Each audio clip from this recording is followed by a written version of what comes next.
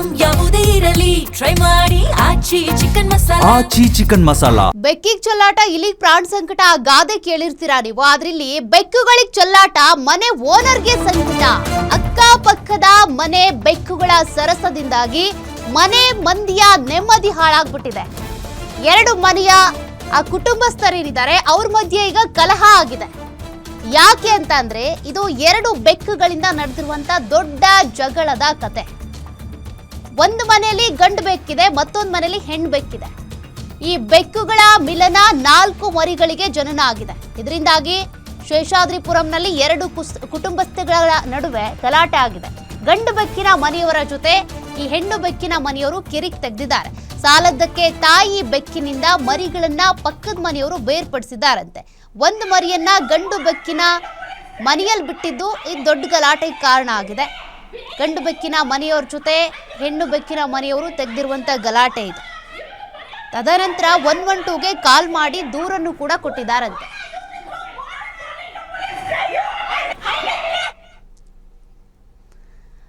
ಮತ್ತಷ್ಟು ಡೀಟೇಲ್ಸ್ ಕೊಡ್ತಾರೆ ನಮ್ಮ ಪ್ರತಿನಿಧಿ ಅಜಯ್ ಕುಮಾರ್.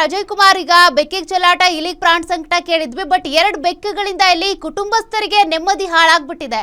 ಈ ಕಂಪ್ಲೇಂಟ್ ಅನ್ನ 112 ನಲ್ಲಿ ಯಾವ ರೀತಿಯಾಗಿ ಕನ್ಸಿಡರ್ ಮಾಡ್ತಿದ್ದಾರೆ, ಇದಕ್ಕೆ ಪರಿಹಾರ ಏನು ಅಂತ?